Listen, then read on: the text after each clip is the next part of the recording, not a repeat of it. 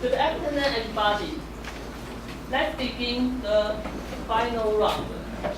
First of all, please introduce your team reporter.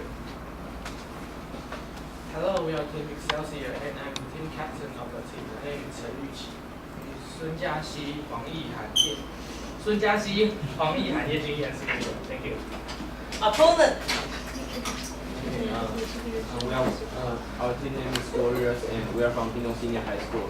And he is Guo Han Wang, he is You Quan Zheng, and he is Chen Yanyan, and he is Qi Hongwei. I'm the captain, Hao Zheli. Thank you. Reporter, please. We are team bonded and we come from KSHS and 陈轩佑、李冠颖、苏天、陈博伟、李一龙。Let's introduce our jury. I'm Fu Zuyi, come from National Taiwan Normal University. Professor Yu. I'm from National Taiwan University. Professor Lan. Hi, everybody. I'm Liang Lan. I'm from National Taiwan Normal University. Thank you, Professor Zhang. I'm from Donghai University. Professor Xu. I'm Si Minfeng from National Taiwan University. Let's begin. Your prepare time.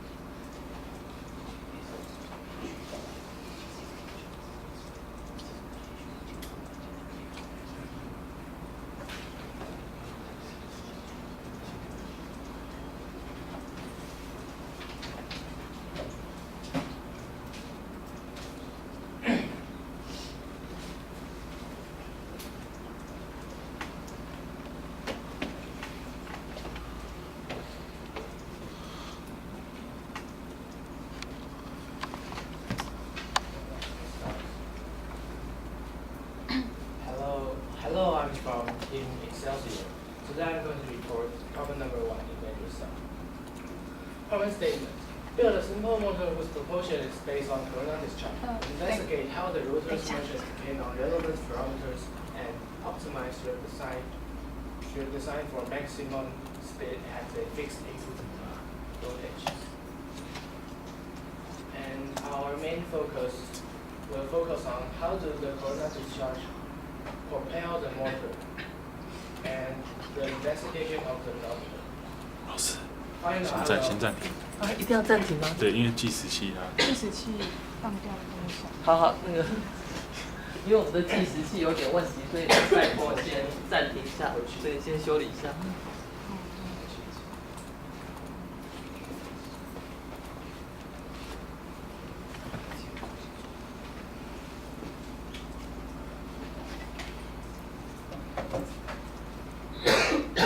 请别人来，是不是？隔壁间好像也发生这样的问题。啊，隔壁间也发生。对，等我一下。可能是网络系统的。等我一下，我重新开另外一个。网络。哎，所以不是在你这个电脑里面还要接网络？因为它是从上面视图端。你们有档案吗？我们有档案，即使是档案，直接放你们资料。但是不是有那个即时？对，这是只有即时的，没有手写笔。对，我正在开那个档案。对，因为以前的话，其实只有一个中的档案，就变成是随便的。对，我在开那个档。我发连线。哦，那隔壁也这样，那像网络不行。我上次有让这台电脑连我的网络，不然直接连我的。等一下，我再看一次。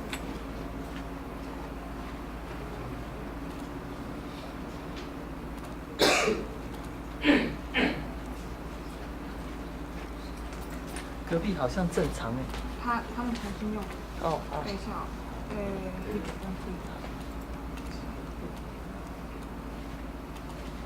你要怎么让它？有。有。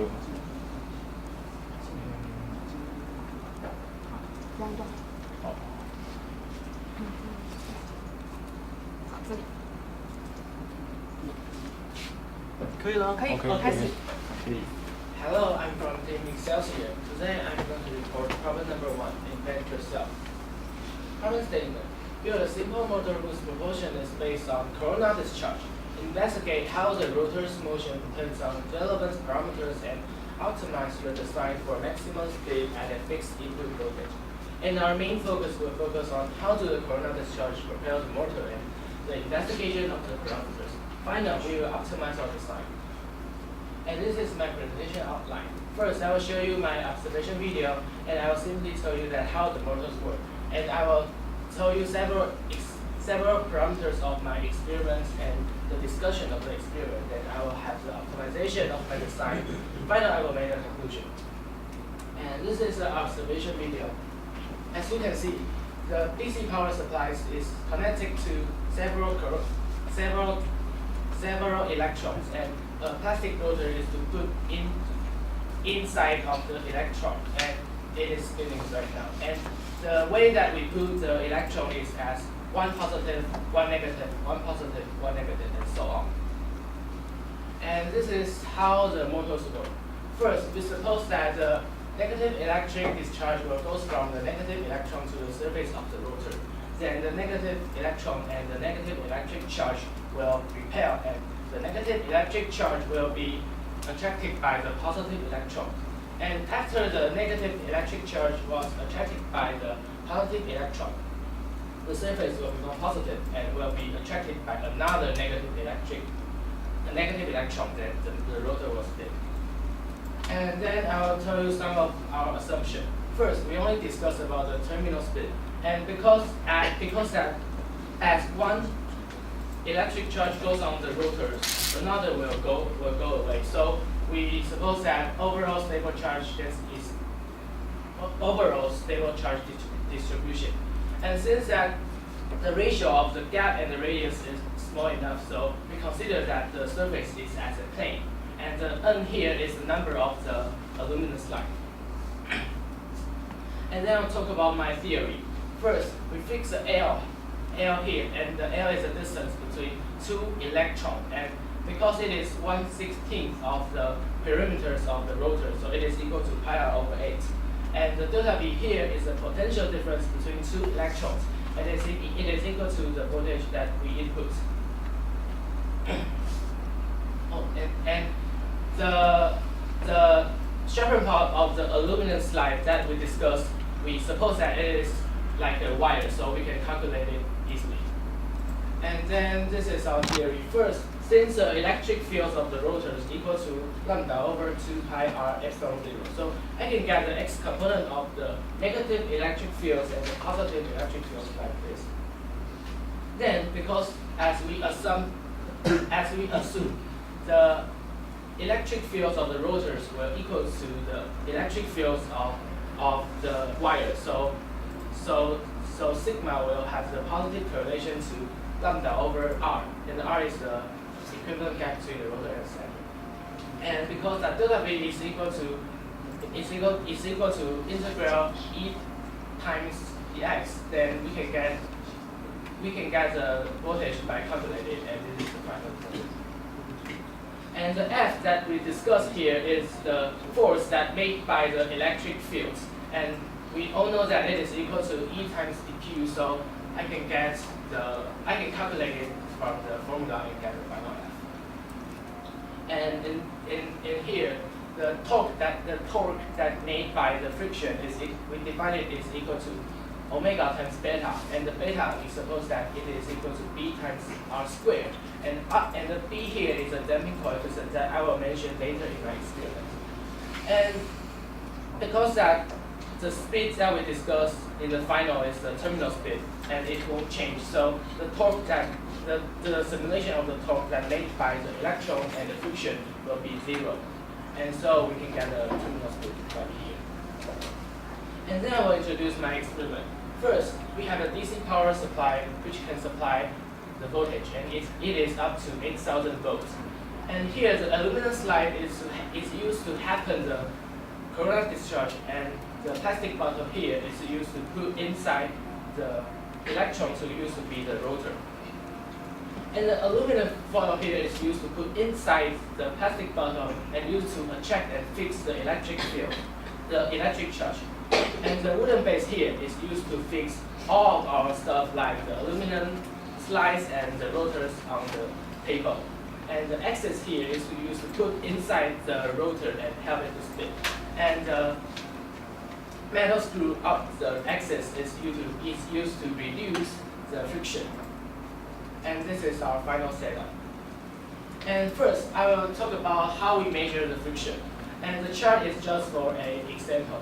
As we measure the friction, we turn the rotors by our hands and use the photo to video it, and we can see the decreasing of the omegas through the time, so we can know that when it will stop. And so from the formula, we can calculate the damping coefficient, and the 0.13 is the number that we average all of the different rotors damping coefficients. And this is our parameters of of our experiment. First is the voltage and the tilting angle, the gap between the electrode and the motor surface, and it's the number of the aluminum slides and the radius of the rotor. First, this is a discussion of the different voltage. As you can see, we have bounded from 6 to 8 and 6 to 8 thousandths, and as the voltage increase, the omega will increase. And as you can see in the formula, the omega t is positive correlation to the voltage. And the reason that why this is the square of the V, but the line look like a straight line, is because that as I seen in the videos, I often see that the voltage happens the corona discharge, and to propel the motor is always up to 30,000 volts and 25,000 volts, but we only have 8,000 volts, so we didn't get the relation like this. Then the second parameter is the tilting angle. We have done it from 77.5 degrees to 30 degrees. And as you can see, if the electron is straight to the surface of the rotor, the electric charge will just go down like this and be attracted by both sides of the electron. And if there has a tilting angle, the electric charge will be more easily attracted by another electron, like right here. So when the tilting angle increases, the omega will increase. And we have done the 37.5 degree. But when it is 37.5 degree, two electrons will be too close to each other, so there will be a lot of energy loss between them. And then it's a different gap. We have done it from 2 to 5 millimeters, and the gap is right here. And as you can see, when the gap increases, the omega will decrease, and this is our theory line. And as you can see in the formula, the omega have a negative correlation to the gap. And this is the parameters of different number of aluminum slide. We have done it from 6 to 16. And as the number of the aluminum slide increase, the omega will increase. And the reason why the number of the aluminum slide is from 6 to 8 is increased slower than the 12 to 16 is because that as the assumption we assume the surface is to be like the surface of the rotors is to seem like a plane, but when it is only 6 aluminum slides, the distance here will be far away, so it sometimes disobey our assumption. But as you can see, it is still a right tendency. But you can see it is still a right tendency that I have mentioned in my theory. And then I have done the different radius from 3 to 5 centimeters. And as you can see, when the radius of the rotors increase, the omega will decrease, and that is what. And the reason why is that we suppose that we define that beta is equal to b times r squared, and it is. And so when the r increase, the omega will have the positive correlation to the negative correlation to the beta. And then is our optimization. When it has most pair of aluminum slide and the smallest gap plus the smallest radius of the rotor, I can get the maximum speed of my motor. And I have videoed it and calculated it, and it is as fast as 5.28 radius per second. And that is my conclusion. When the voltage increase, the omega will increase, and as you can see in the formula, the omega and the voltage is positive correlation. And when the tilting angle increase, the omega will increase. This is what, and the reason why is the way that the electric charge goes from the electron to the rotor. And then this is the conclusion of different gap and the number of aluminum slide. As you can see, when the gap increase, the omega will decrease, and the number of aluminum slides increase, the omega will increase. And as you can see in the formula, the omega and r have negative correlation, and the number of the aluminum slide will have the influence on the torque that made by the electric field. And then is a conclusion of different radius of the rotors. When the radius of the rotors increase, the omega will decrease. And as you can see, this is our channels, and this is because the beta is about the r squared, and the downstairs of the formula is r squared, and the upside of the formula is just r. So the omega t will have the negative correlation to r. And thank you. That is all my presentation. Opponent.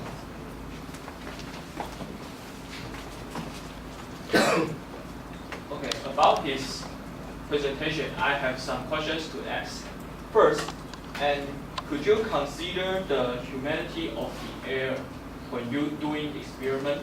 Yes, we didn't change the humidity, but we measure it, and always the time we do our experiment, the humidity is like same, because we have open the air conditioner and we measure it all time. So we will make sure that the humidity is the same. So we will do the experiment because I know that the humidity will influence the aerodynamics of the air that made by the electrons. So you assume the humidity of the air is constant?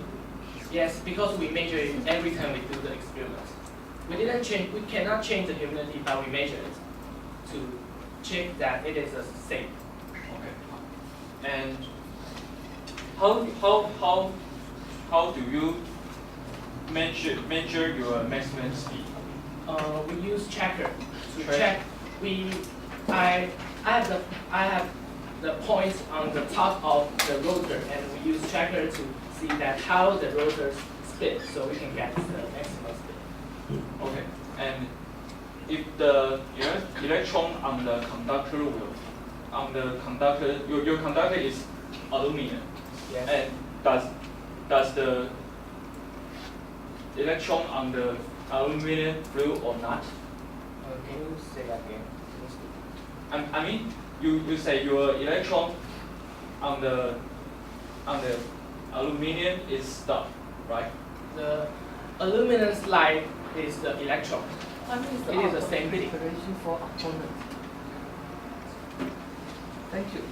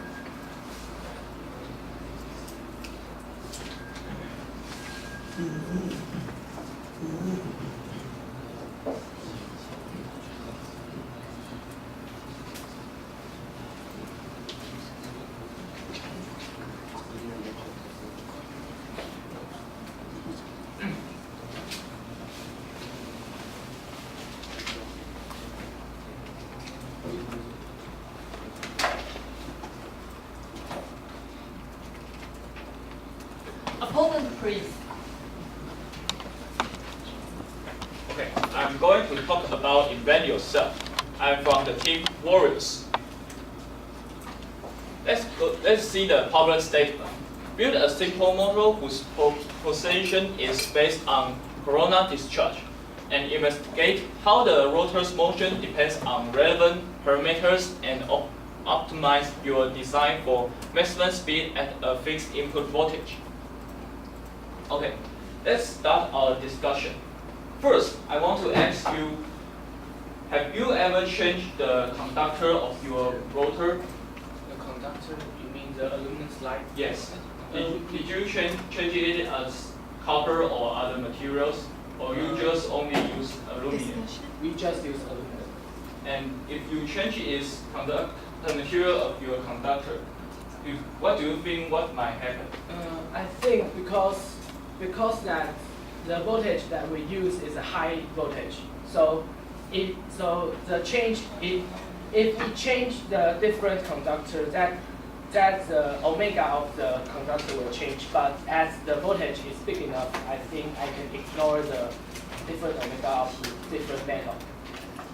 You can ignore the different metal, different metal. I can ignore the omega of different metal because that the omega of the metal is small and our input voltage is big enough, so I think it can ignore. Okay, I asked him if they change the material of the conductor will have an influence on their omega, and he says it is small enough to ignore. And second, I want to ask another question is that I say your electrode and your rotor there is a gap between them, right? Yes. Yes. And the electron top gate has to through the air. And I asked you before if you consider the humidity of the air. Okay. And if you change the humidity of the air, what do you think what might happen? First, I know that the humidity of the air will influence the aerodynamics of the coefficient of the surface of the electrons that aerodynamize the air. And I think if the humidity increase, the aerodynamics will be more easier. Aerodynamics. I'm not sure because I fixed my humidity, so I didn't discuss it in my reports, but I think it might influence. Okay, so he thinks the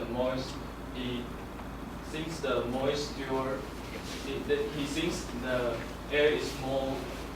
There are more humidity in the air. The ionization is easy to occur. Is that right? I think so, but it didn't prove it in my experiments. Okay. And next is how to measure the angular velocity and what's the maximum? The way we measure the angular velocity is through the checker, because as you know, the checker, and observation. As you can see, I have a dot right here, and I can use checker to know that the path of the dot, so I can know the angular velocity. Okay. And next is what exactly caused the electron to jump from the foil to the cylinder? First, the main factor is because of the coronal discharge, and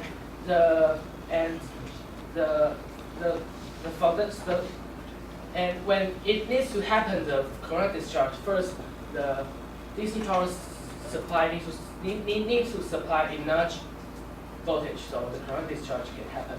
Second, the sharpened part of the aluminum slide are used as the electron will affect too. So do you see the electron? Do you think the electron will stay on the surface of your rotor, or it will? Did you mean electric charge? Yes, electric charge.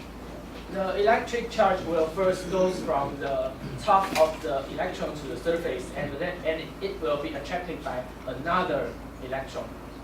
So it will go on and goes away, and goes on and goes away. So the rotor can rotate, as I mentioned in my presentation. Okay. And next, could you please turn to page 21 of the figure of the page 21? Yes. And I see that here is a trend of plate. Yes. And what effects what affects the change of the flat? That's because you use a curve to describe this situation. Because as you can see in the formula, we change the R here. The R is a gap. So it is in the downside of the formula. So when the gap increase, the omega will have a negative correlation to the gap. So when the gap increase, as you can see, the omega will decrease, and this is a chance. Okay. And how you assume that your rotor charge is totally distributed? It's totally distributed. Here, because as I mentioned, when a electric charge goes on the rotor, another will leave. So I assume that the system of the surface of the rotor is always steady. So they will know they won't have the electric charge goes on the rotor. I know that it is happening in every second, but this is my assumption that I can calculate it easily because because you know the electron on surface won't distribute everywhere. I think it will distribute everywhere, but as I say, when an electric charge goes on the surface, another will leave. So I can consider it as the overall stable system. Then you turn to page 21 in the figure I asked.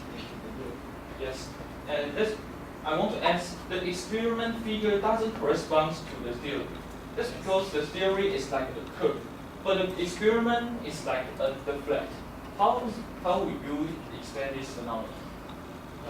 First, it is because that the way we adjust our aluminum slide is like, first we use the compass to draw a line to represent the distance that the aluminum slides should be, and we adjust it by the hands and fix the tilting angle and other parameters. So I think first, the way that it will not fit the line is because the hand adjusting, and the second is that I didn't do enough. I didn't do enough experiments to. So you only do more experiment I have done the experiment that I can did, but as I have mentioned, the voltage, the high voltage that I have seen in the videos and other references, they often use the voltage up to 25,000 volts and 30,000 volts, but our DC power supply is only 8,000 volts, so that this is a gap that I can. This is the only gap that I can see. If it is too close, it will touch to the surface of the rotor, and if it is too far away, the rotor won't spin. So that is all the points that I can do. So what do you think if the voltage is higher, the gap can have any influence on? That has any influence on gap? I think if the voltage is high enough, the point will fix the yes. Okay. And next question is, did you make sure that the cylinder is neutral, and that the positive and negative electron are in the same amount? What do you mean the cylinder is neutral? The cylinder is your rotor. The rotor? Yes. Your rotor. Neutral. What did you mean?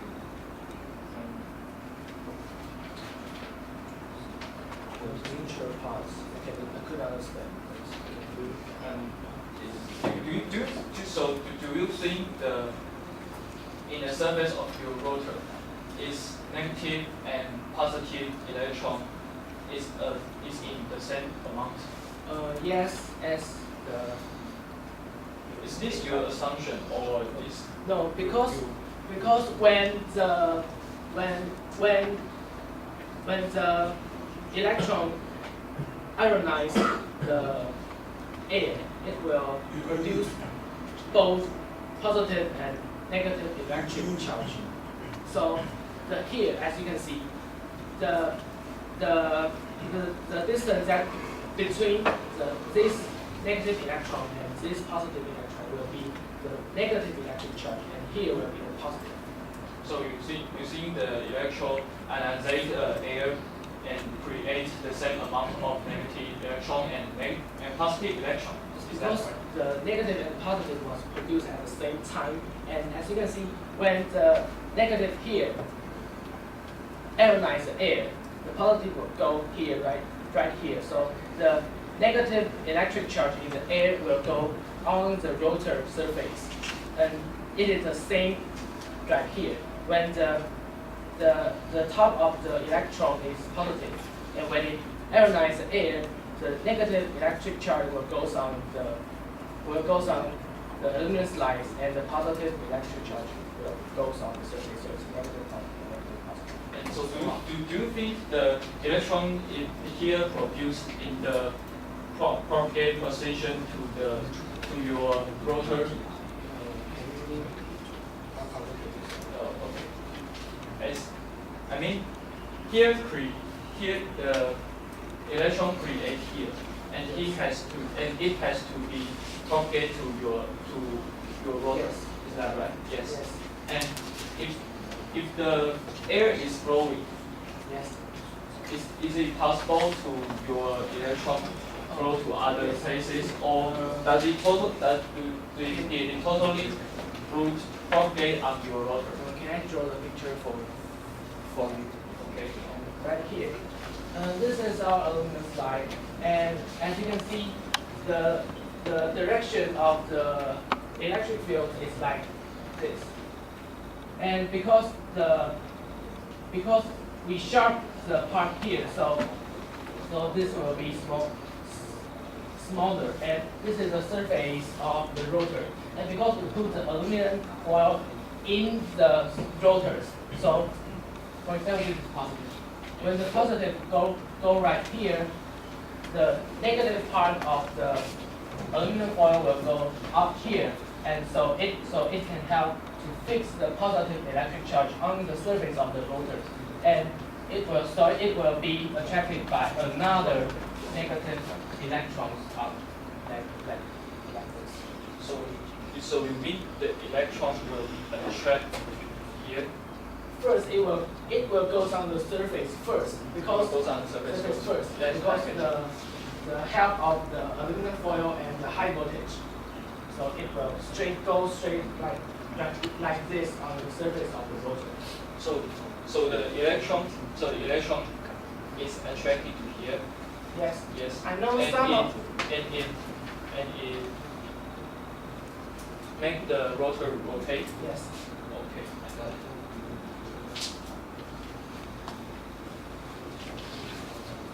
And And could you is the okay. opponent is to summarize the discussion. Okay, and when I asked the reporter, does the material which used to cover the cylinder do with the result of the experiment? He says that the omega influenced by the material of the rotor has to be and can be ignored.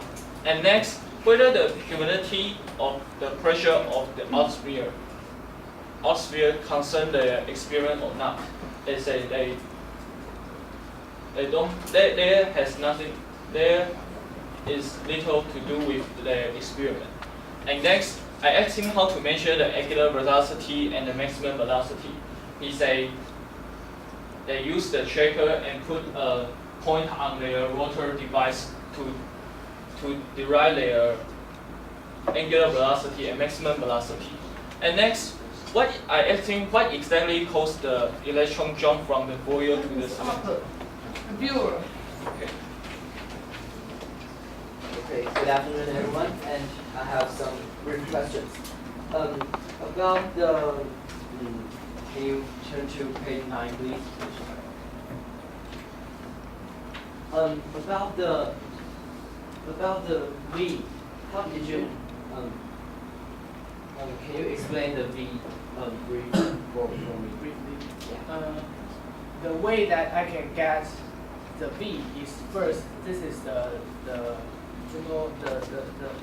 formula to get the V, and we calculate it by integral, and we put it in the computer. So I skip the mathematics problems between, and I can get the. Okay, I got it. Thank you. And about the page number 10. Okay. How can you explain the R? R is the distance between the rotor and the yes. And how can you explain its power to affect the first one? The conclusion. Why is this as the same. This conclusion is calculated by the integral here, and because I put it in, because I see it as a mathematic problem, so I put it in the computer. Thank you. And about page 15.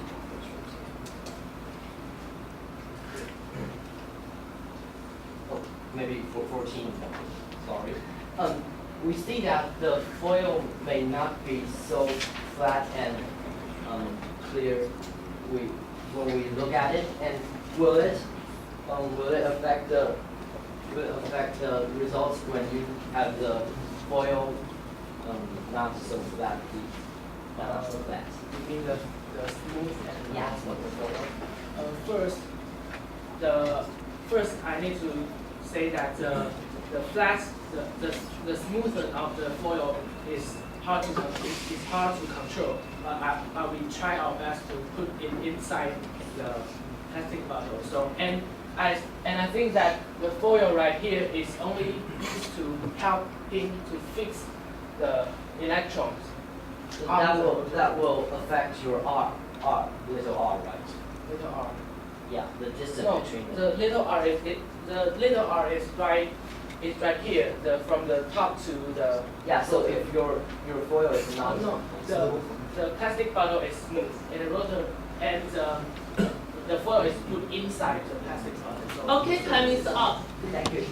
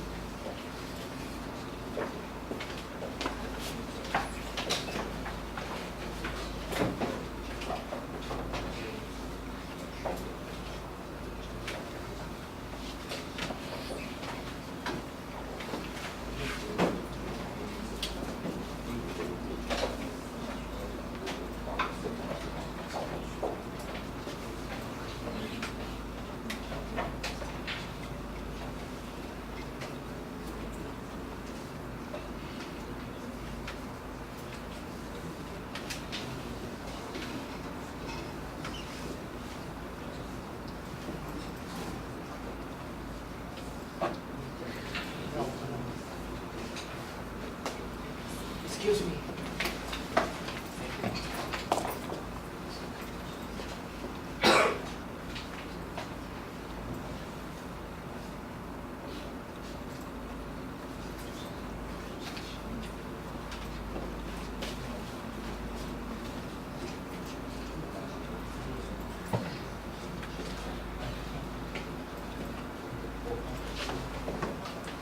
Review takes the floor. Hello, good afternoon, and I'm going to make a quite fast review of the inventor itself. Okay, and first is the problem statement. It's a simple motor that can be pushed by a corona discharge, and we should investigate the parameters to make it the maximum speed. And okay, and now I'm going to make a summary for the reporter. about they told us about the theory, and I think the theory part, they got a very hard theory, very nice theory support, and that's very good. But they have very much things to explain, so they cannot explain everything very clear. So that's a pity, I think. And about the parameters, I think they got great parameters to control. They got many things to make it different and see the results, and that's quite good for the experiment part. And experiment, they said they had videos to perform, but we don't think that we see a lot of we don't think we see videos in the experiment part. So I'm quite curious about the video part. And about the results, they have many brief results for their experiment, and we thank them about this very lot. Okay, and about the advantages, they have many theory, as I said, and they express the theory and the experiment part very fluently.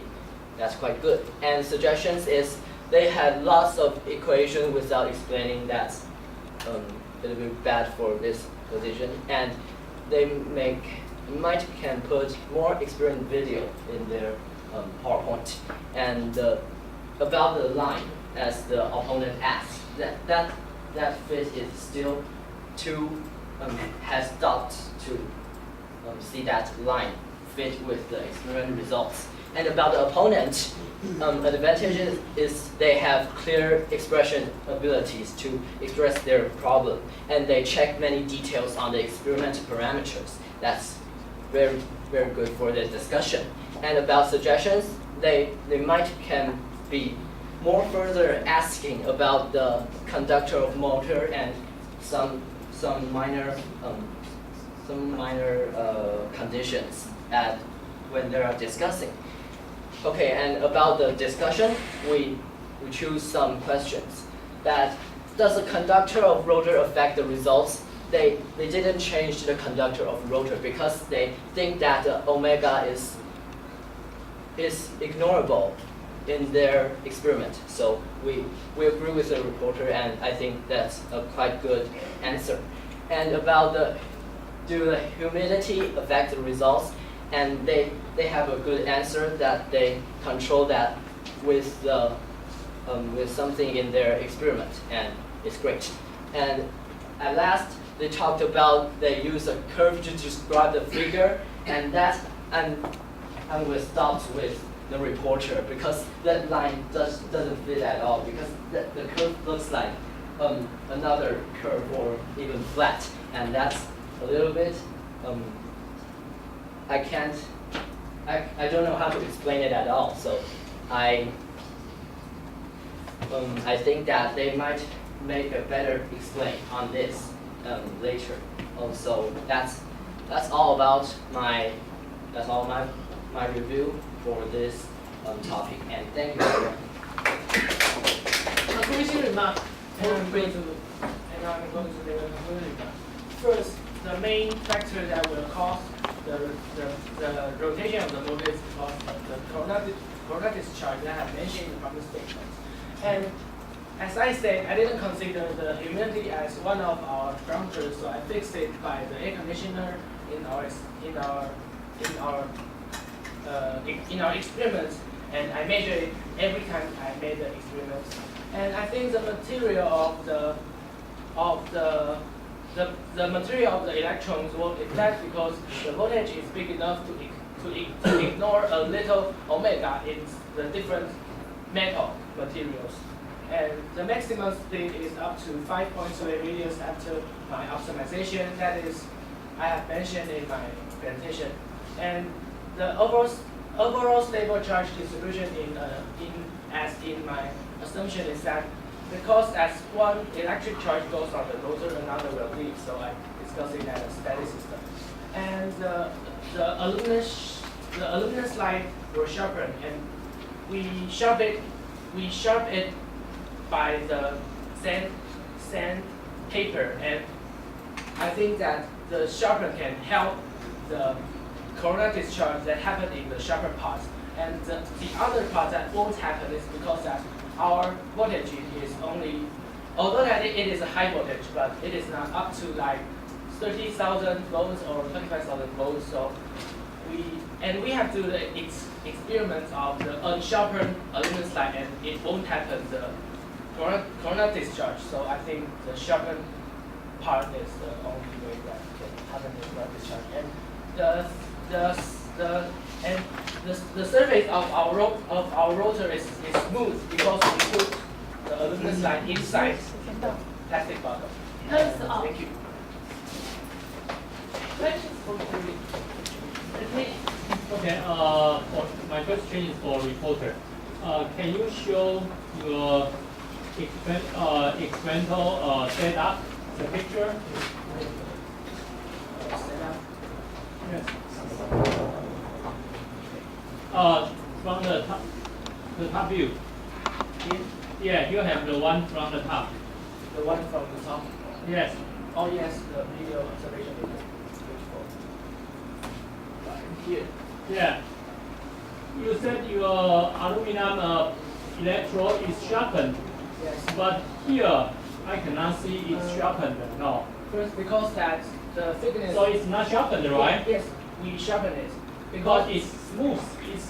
The edge is smooth. Sorry, I can draw like that. Okay. Because first, the thickness of the aluminum slide is not very thick, and we sharpen the part right here, so it is hard to see by the video, but the part here is really sharpened than the other part. Okay. My second question is that when you draw on the blackboard, that you have the charge that is shot from the electrode in the direction you draw a line there. Not the one. The one here. Yes. Do you think the charge will be shot there It will be shot at this position? here. Yes. I think it is a range. It is not only one position because there is a lot of line, so it is a range. So you mean it's directly in that direction? How? Sort of. I think there might be some from other direction, but because we sharpen the part right here, so there will be more electric charge to Go in from that direction. Like this direction. You think so? I think so, yes. Okay. That's my question. Please. Okay, so I would like to ask a question of three of you. Okay, so for first you can listen the question. If the slide is sharp, do you think the charge is bigger compared to the one with the or normal? And the second question is, if the slide is sharp, the electric field is bigger or small? Is big or small? Can you say again the first question? The first question is if the slide is sharp, the charge is large or small? The charge. Yeah, charge number. Charge. The charge number. I think that the charge that goes from the sharper part will be increased because the radius Okay. current Yeah. will increase. You say increase. What's your answer? Increase. What's your? I also will increase. Okay. Electric field. Increase or decrease? Electric field. Yeah. You mean the electric field? Yeah. I think the way here, I think will increase the sharper part. Increase. Your answer. I'm not quite sure, but I think it's also increased. Since there are more electrons from the top of the tip of the electron, Increase or I also decrease? see it will increase. Increase. Okay. Any question? No? Martin, please.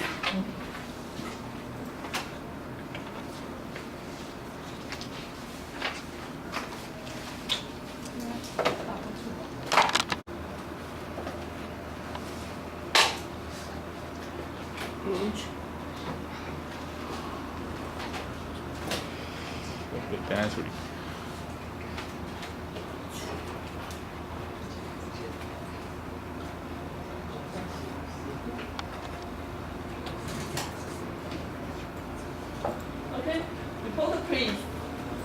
9, 8, 8, 8, 7. Thank you. Opponent.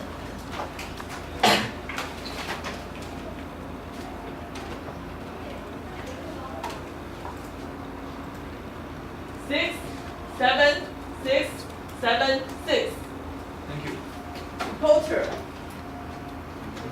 Oh, reviewer. Reviewer, please. 8, 7, 7, 7, 7. Thank you. 10 minutes break.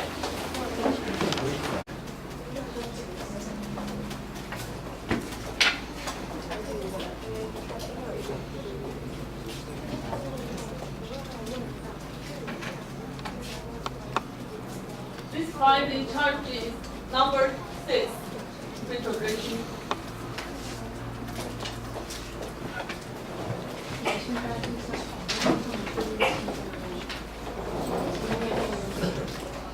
到这个阶段写这种文章意义不大，有人知道。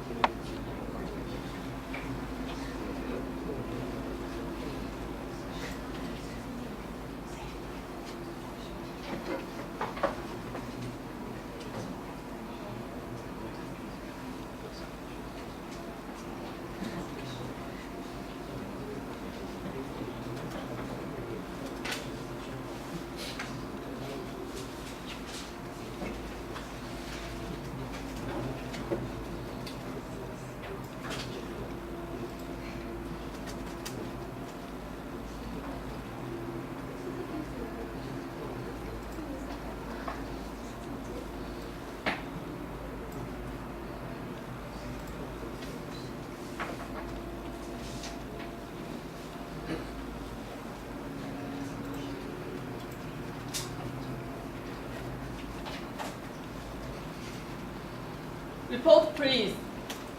Okay, hello everyone. Today I'm going to talk about the topic hurricane ball. And this is my outline. First, the introduction. Second, the theory, and third, the conclusion. So first, introduction. Hurricane ball, which is two steel balls that are joined together, can be spun at incredibly high frequency by first spinning them by hand and then blowing on them through a tube. So at first, both of the balls are in contact with the table, and the gravitational force is balanced by the normal force. So the net force will point to the direction of frictional force, which is out of page in this picture.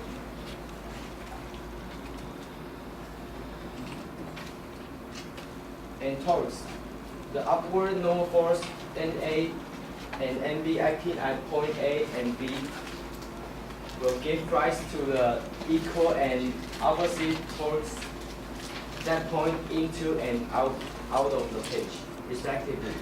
And at the same time, the frictional force FA and FB acting at point A and B will give rise to the torques gamma FA and FB, shown in the picture. So the result is the net torque that decreases the angular momentum L.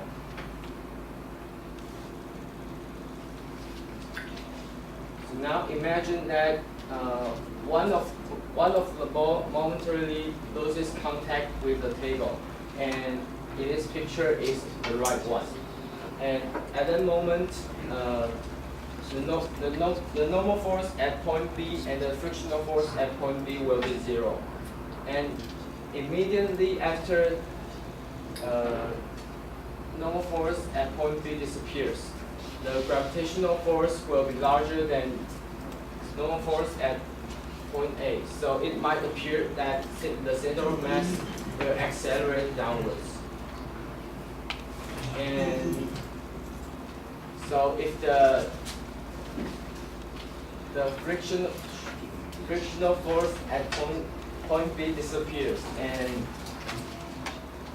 the torques made by frictional force at point A will have a vertical component that makes the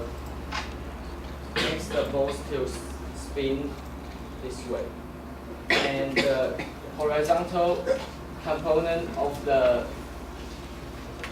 torques will reduce the angular momentum L.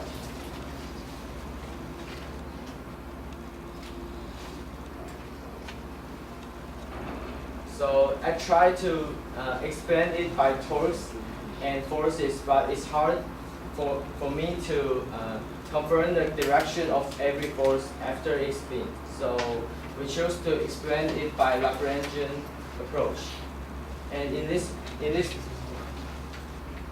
picture, it shows a schematic drawing of the double sphere in action. So L is the angular momentum, and phi dot is the angular velocity of vertical axis, and psi dot is the angular velocity of rotating axis. And R phi is the radius of the vertical axis, and R psi is the radius of the rotating axis. And if we take the zero point for gravitational potential energy to be theta is equal to pi over 2, then we can calculate the equation like this over here. So if we assume that the ball is rolling without slipping, the psi dot and the phi dot will be equal, and we define it to be omega, and we can get this equation. And if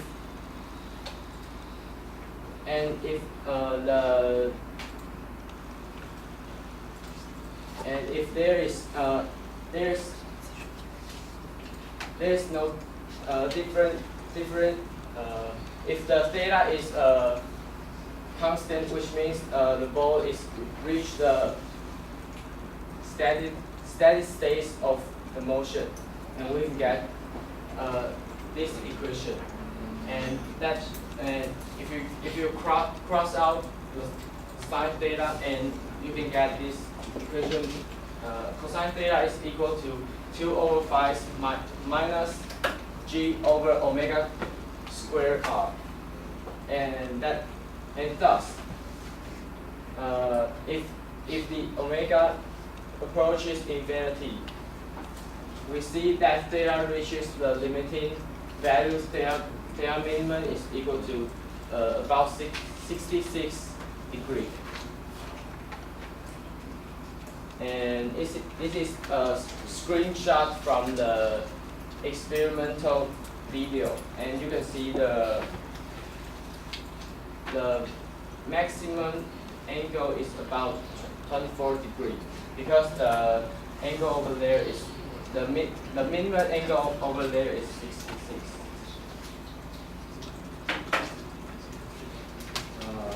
So the conclusion: the rotating period will be equal to the revolution period if it is rolling without slipping, and the maximum degree between the horizontal axis to the rotating axis for both duration is about 24 degrees.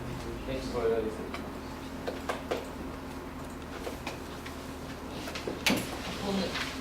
Do you have any experience in your course? No. So, how do you think that is the most important variable to change the experience results? Just how the most important variables for change the experience result? What do you think about?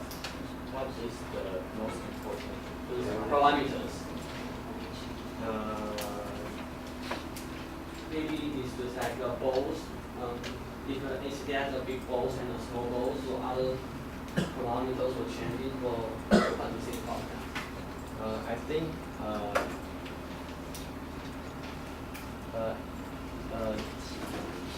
the weight of the ball and the big or small of the ball will affect the ball's maximum theta, and also the air resistance of the system. So, can we explain how many forces would you add work on the airplane ball? How many forces? How many forces? Yeah, like gravity or electric force on this. Can you just tell us this is that? Okay.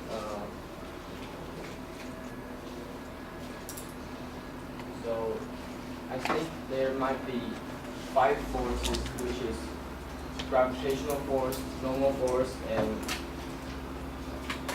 the air resistance force, and the frictional force. Four forces. Just I cannot really see the page number on the report. Do you put it on the report?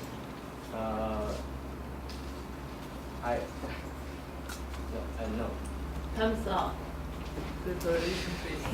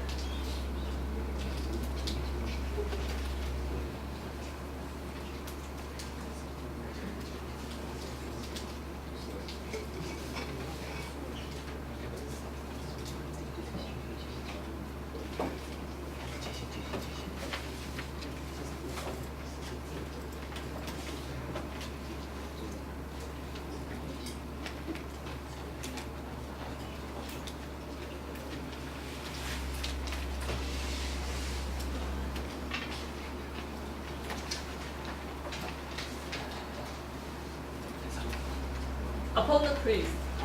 I'll take a little summary from the report. And we change the problem statement. And the problem statement tells us we spin Hilton flow and we flow it, and like we use it big scroll, then we will have a high frequency on the Hilton spin. So I should summarize some important things that the report told us. Just we use a lot of theory and let us know the Hilton will spin it at different ways, and let us know a lot that the theory can affect the Hilton flow. But that is not really, there is no experiment told us how the results, and I cannot really know that clearly. So maybe we can just change the discussion. So you think that is force on the Hilton flow, right? Yeah. Just that gravity. And what do you think that the gravity affects us at these problems? Maybe the gravity will affect the different spinning or other things. What do you think?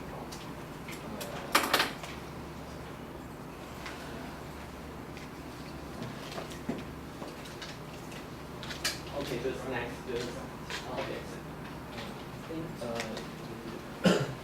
If the ball stands up and the gravitational force may cause the ball to go to sit down if the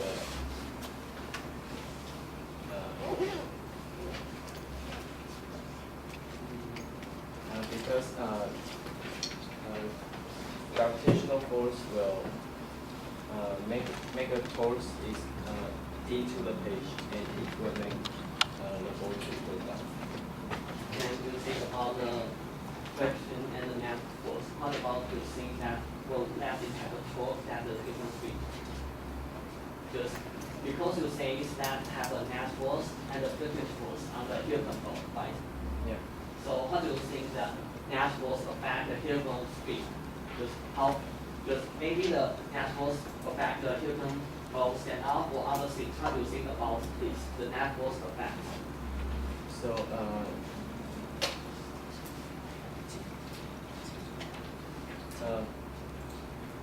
you mean after it stand up, or at this stage mean you mean the 2 point A and B is in contact with the table, or after it stand up? All you can see, all you can say is just accuracy. So when the ball is in contact with the table at point A and B, the normal force at point A and B will be equal and opposite sides, so they will be cancel out. And but after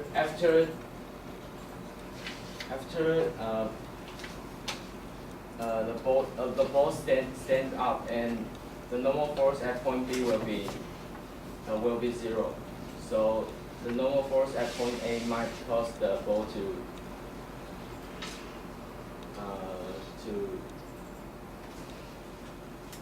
have a torque or something.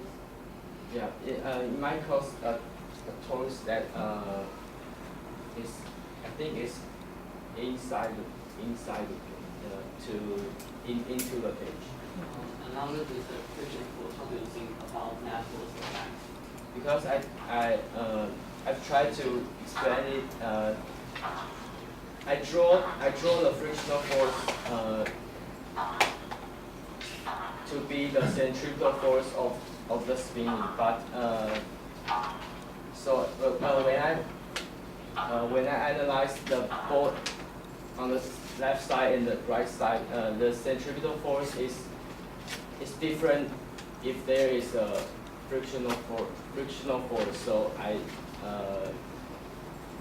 I think I can't explain it by torques and forces because of the difference of the centrifugal force of the left ball and the right ball.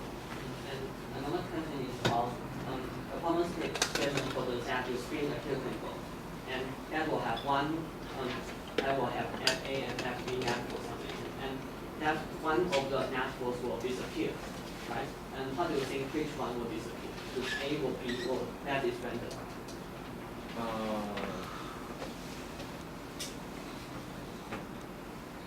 I think rather the point A or B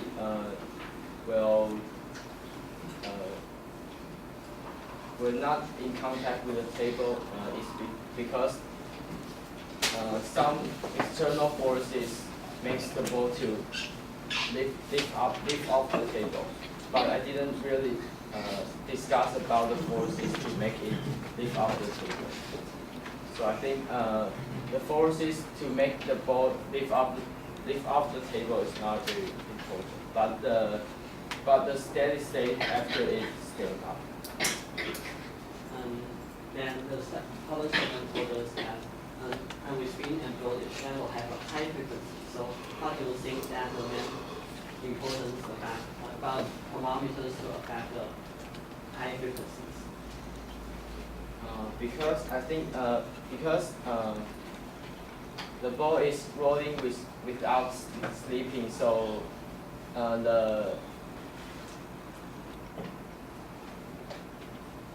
the energy dissipated by the frictional force will be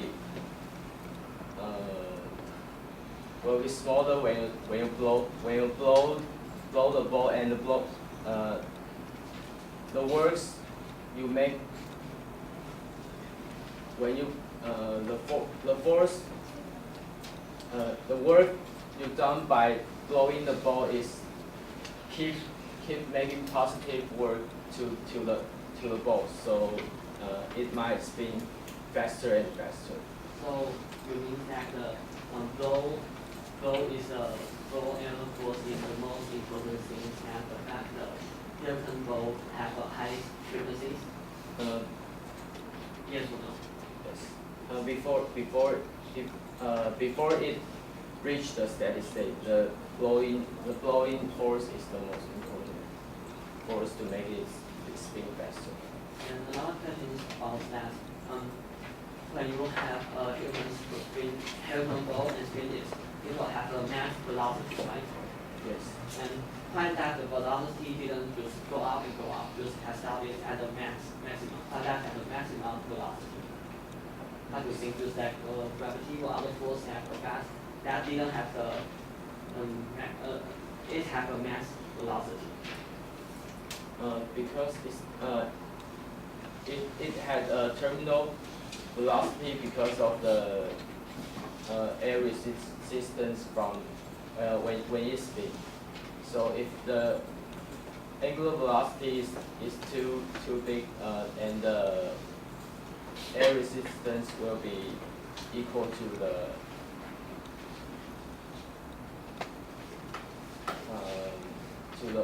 force you blow or something. Okay, then you think that it will have a maximum angle as the difference will stand out. And the same time, how do you think that will affect that have a maximum angle on it? So it's due to the equation I just told about. About that the frictional force and the air constant force on it. So it will have a maximum angle and a maximum velocity to the human speed. I think it's due to the equation, and you can see that when omega approaches infinity, it will reach a maximum angle that is 24 degrees. So it's because the angular velocity. This equation is about the theta and the angular velocity. So if the angular velocity approaches infinity, the theta will be the minimum, and that means the angle between the horizontal axis and the rotating axis will be the maximum. just let us know how close will each force will affect here at the different ball and how will lay affect will how much is here, which one is bigger, which one is more. Can you just drag and backward and forward? I already say that I can't confirm every force which direction is every force because I tried it before, but it doesn't make sense when I draw. Maybe you can try to do front and backward. We can discuss it.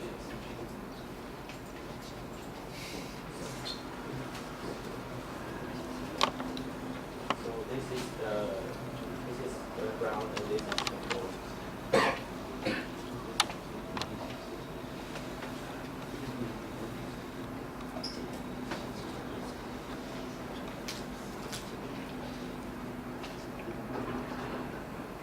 And I draw the normal force at point A at here, and the wind upload is this way, and so the air resistance force is out of H this way.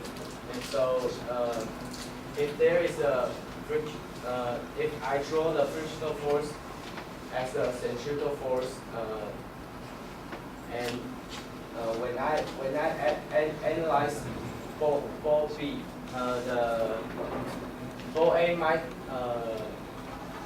provide force because ball B has a gravitational force over here. If I analyze ball B, and when I blow and the air resistance force will be cancel out. So I'll just add a simple question. If I blow the air with the same size that of the Hilton speed, for Hilton speed, the velocity will be faster. Yes or no?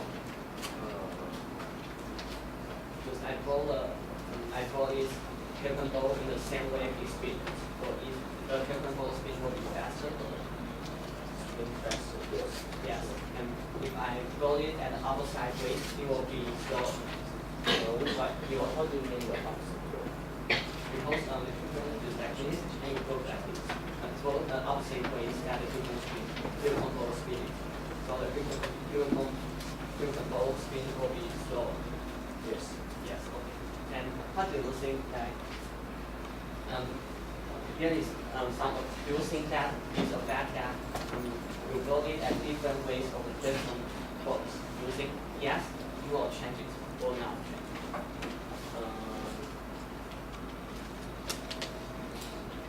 You mean the opposite, I mean that between the way it's spin and the opposite way is I mean maybe you blow it at here, then you blow it at the middle, and you blow it at the here. And because the Hilton spin is in like this, and as you blow it, you say that will be faster, right? And if I blow it, it will be slow. And how do you think that if I blow at the middle?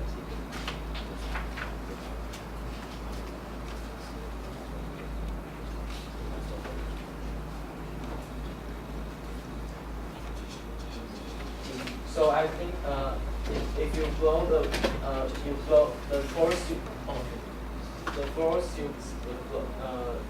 blowing force is Time is up. Opponent summarize the discussion. On the discussions for and the reporters, I can know some results from pictures that here is some force will affect the Hilton speed. Here is some force on the Hilton force. Looks like the net force, gravities, and our frequency force and other force for what is on the Hilton force.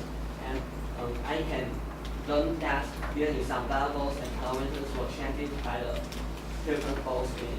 Just like we blow it at the same way it spin, and I didn't just blow it, I blow it at the outside way it spin. So I learned it that the Hilton force spin will change it by blowing at the same way, but not at the same way. And we told us that because they have fixed force and other force that the Hilton spin will have the maximum velocity and the maximum angle. Let us know the Hilton spin will have a maximum obvious. You think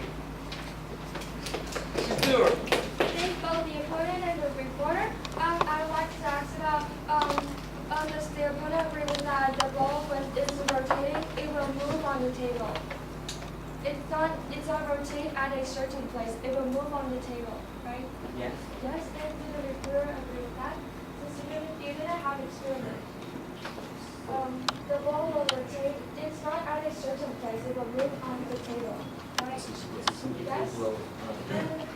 And you use ranging repulsion, right?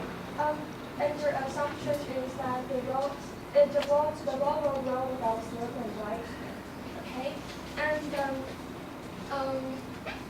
do the opponent thinks that the friction between the surface and the ball will influence this phenomenon? Yes, I think. Yes, and the reporter? The frictional Between the surface and the ball will affect this phenomenon? Do you think the friction will affect? Yes. Okay. And I would like to ask the reporter about, you said about the maximum inclination angle, right? Yes, and what exactly is your angle? Your calculation is 66 degrees. And what exactly is your angle? Is it right here or right here? Right here. The vertical The axis, vertical axis? and the rotating axis. Okay, thank you. And I would like to ask about what do both the reporter and the opponent, what do you think is the main factor affecting this phenomenon? Maybe just like friction force, because I think that the friction force will affect the vehicle speed. It maybe just like it stand up or other things that affect the vehicle force. So you agree with that the friction between the surface and the ball will affect this phenomenon. It's the main factor affecting the phenomenon. Yes. Okay. And then the reporter, the frictional force between the surface and the ball. Yes. And what do you think that caused the torques for the balls to rotate? I think that have a lot of force will take the vehicle balls have a torque, so that gravity or friction force will have a torque that the vehicle balls have a torque. So that the vehicle balls will spin it by a different side. So do you think that the gravitational force will cause the torque toward the frequent balls? Right? The gravitational force or the friction? Yes, I think that the gravity will have a torque that the vehicle balls spin. Okay, then the reporter? The main facts what do the torques divide on? Okay, thank you.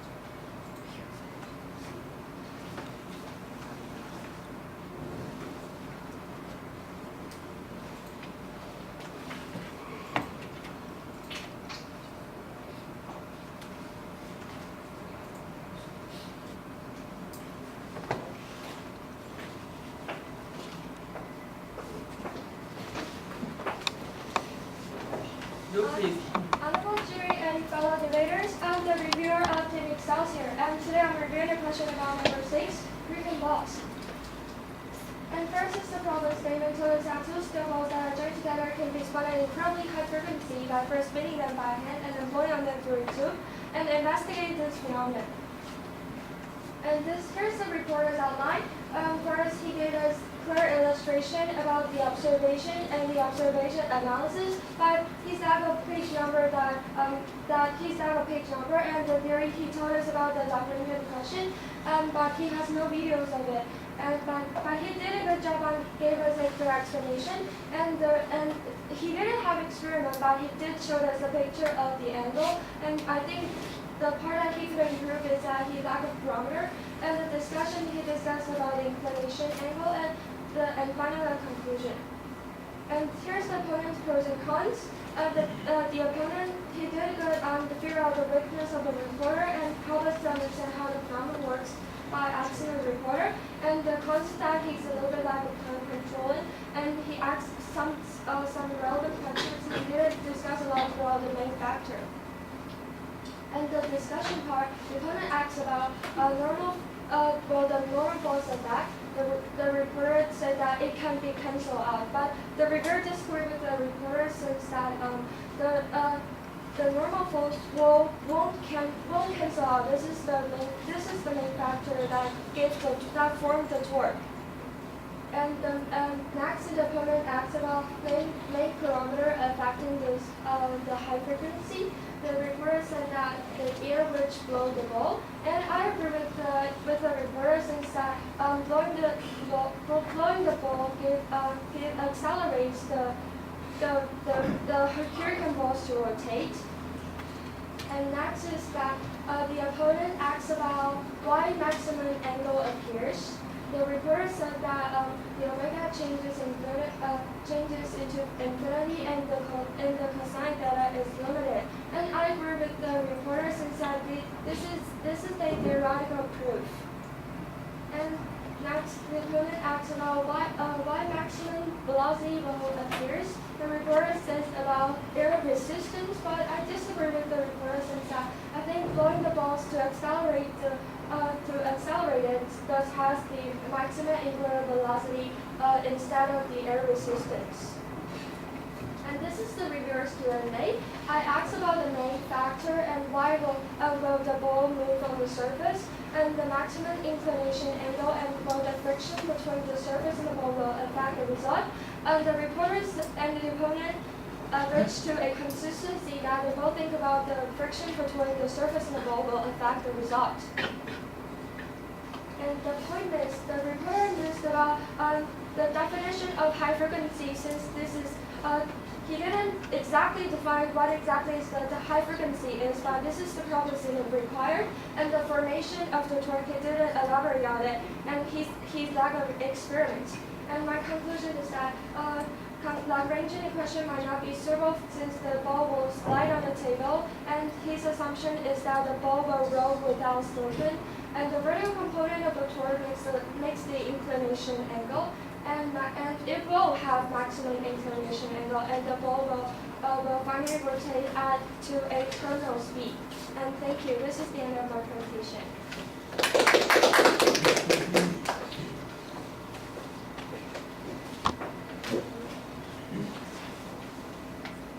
Reporter, please, conclusion remarks. So first, I want to clarify that I didn't say the normal force can be cancelled out. The normal force can be cancelled out only the point A and point B is in contact with the table. But after it lifts off, the normal force can be cancelled out. And we can make sure which is the main force, so we change our formula to the Lagrangian formula which concerns the energy of the system. And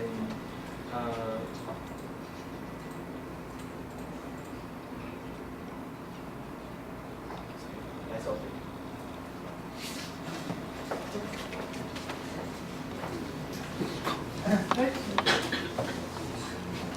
I have a question for the opponent. You notice that in the final page of the reviewer's report, she mentioned about this definition of high frequency. What is your opinion? I think that the air we blow will crack at the high frequency. Huh? Sorry? The air, because the air, we blow air, so that will have a high frequency. No. The statement of the problem, he said that two steel balls that are jointed together can start at an equivalently high frequency. Yes. What do you mean by high? Is compared to what? Just for example, just one second that have 100 or 120 threads of it, just for example. Okay. And I have a question for the reviewer. Do you know what is the top? Do you know what is the top? Yeah. Okay. How is this situation different or similar to the top? If the ball will roll without slipping, that will cause the motion is precession, and that is similar to tuck. TOP. Yeah, tuck.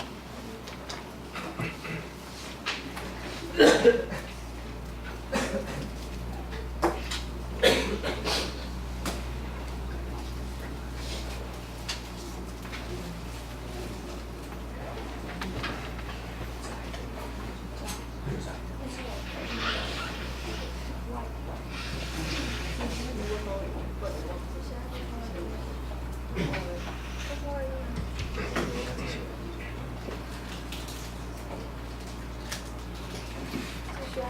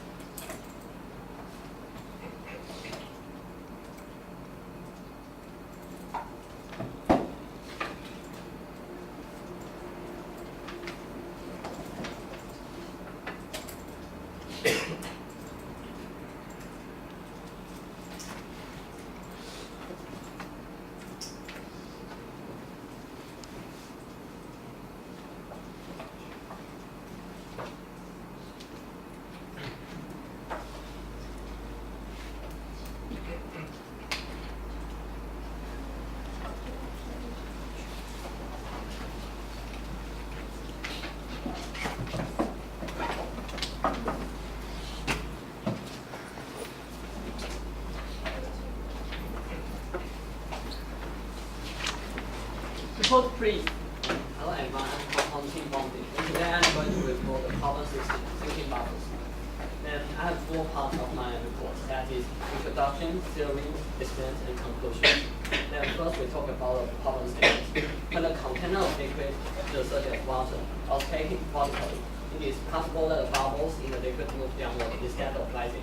Investigate this phenomenon.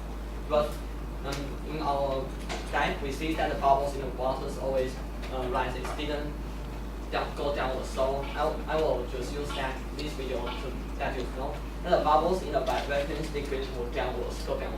So at these problems, we will how to analyze these thinking bubbles. Just we need to have throw the liquid into a container and choose the spatial frequencies and spatial amplitude so that the thinking bubbles produce that will have the bubbles go downwards.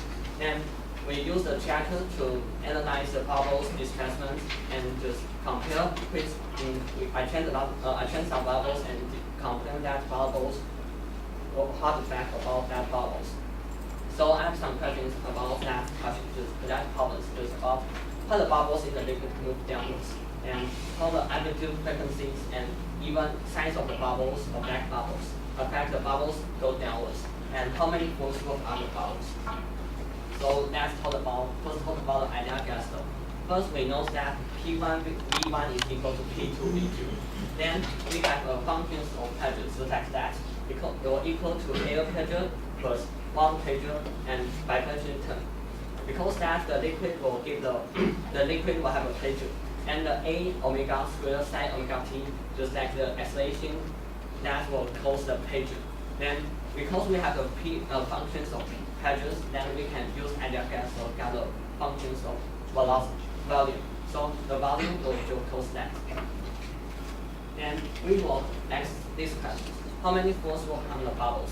There is 4 works that is the most important at this experiment. That is basic force, attack mass, divergence of the liquid, and drag force.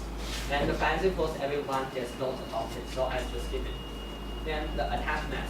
The attack mass means that the bubbles move through in the liquid. That not only just move itself or all mass, but also oscillate the float around its spot. So I know that the attack mass is equal to 0.5 rho of the liquid and multiple the volume of the bubbles. Then that is attack mass. Just the bubbles move and have attached some mass by the liquid on the bubbles. Then is the vibration of the liquid.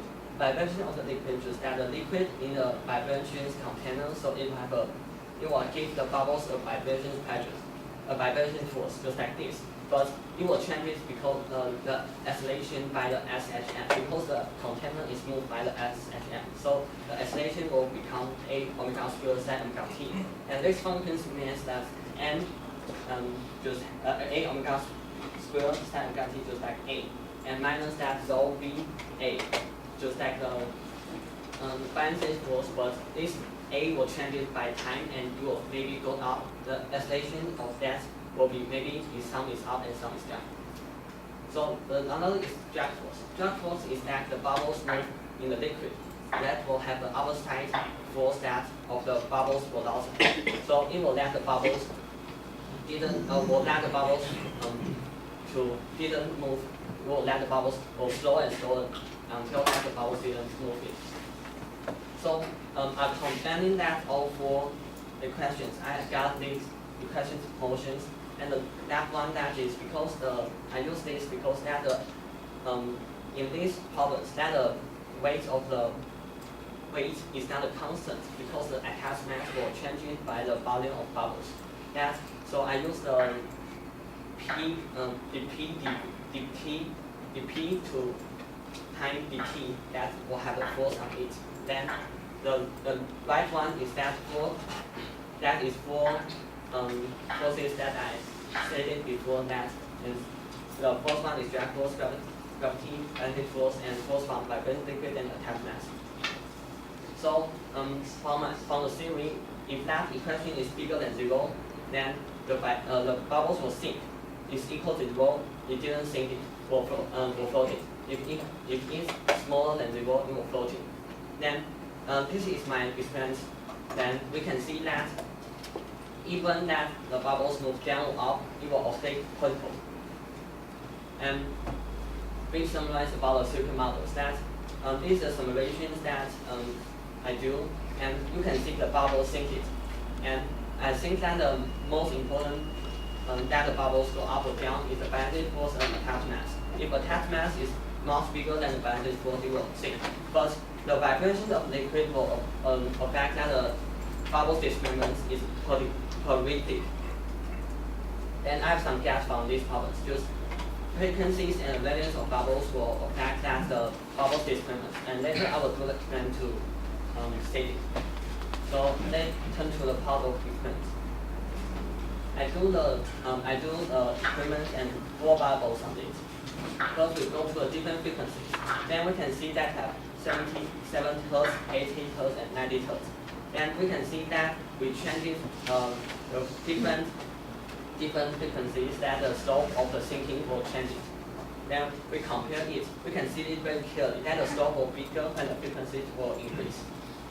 Then I change the different values of container.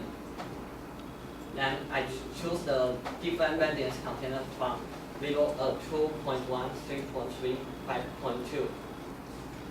And we can see the displacements of the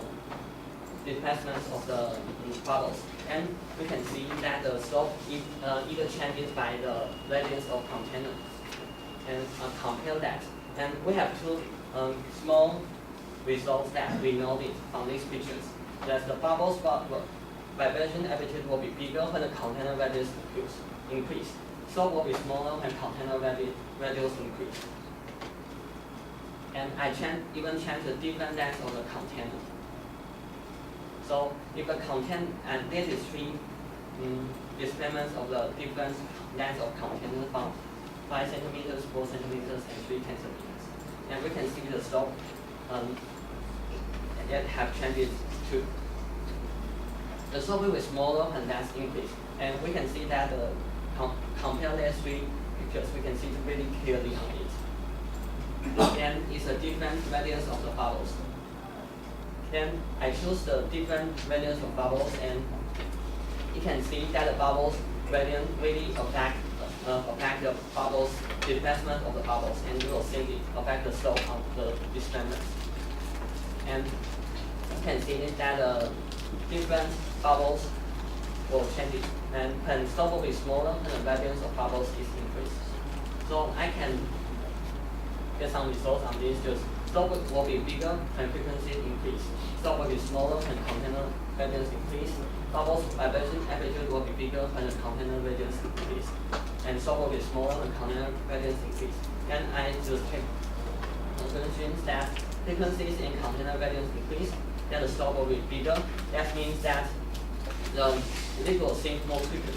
And not quickly, just it will sink more easy to sink it.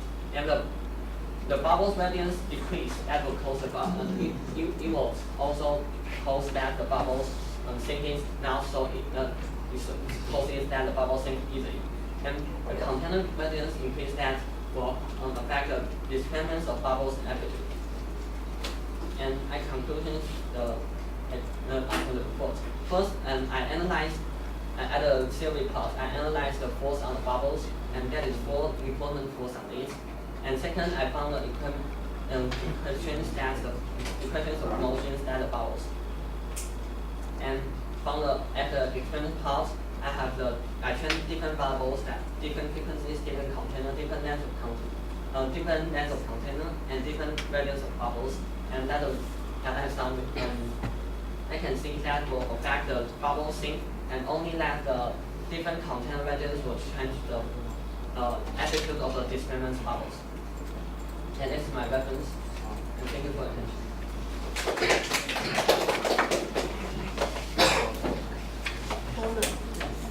First, I will see the observation video.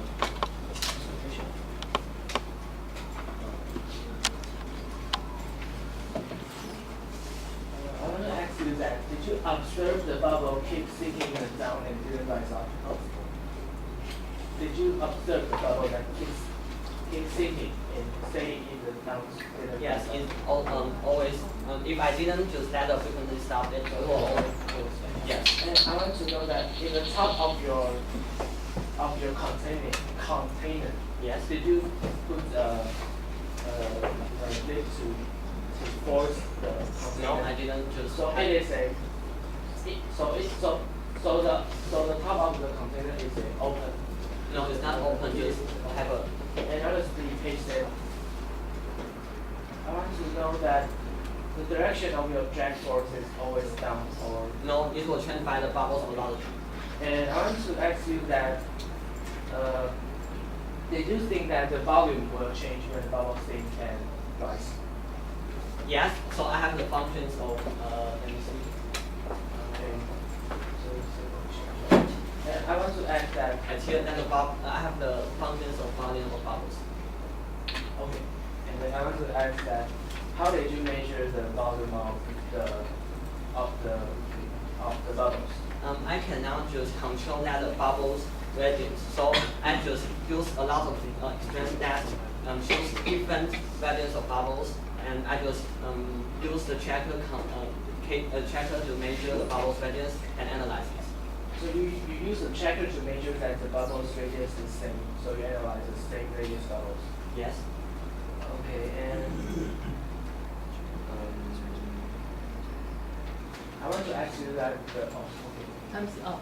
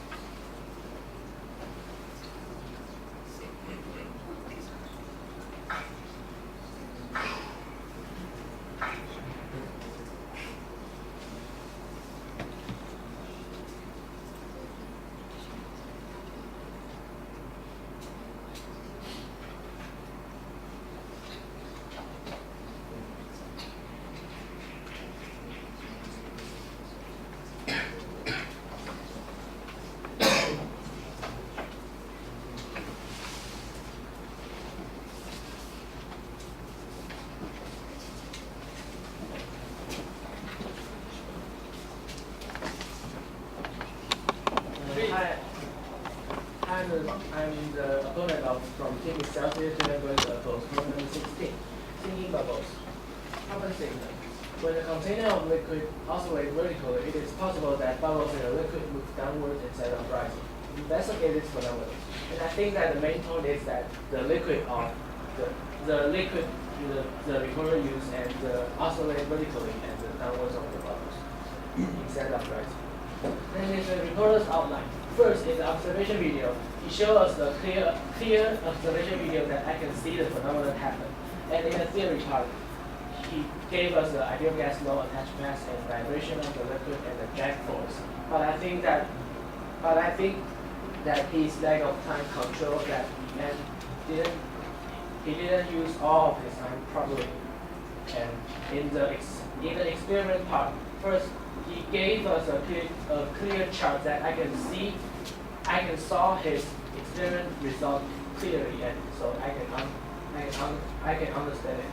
And then in the experiment, he changed the frequency and the radius of the container, the length of the container, and the radius of the bubble. But he only talked about the bubble that sticks, and I want to make sure that what is the limit to form the sticking bubbles.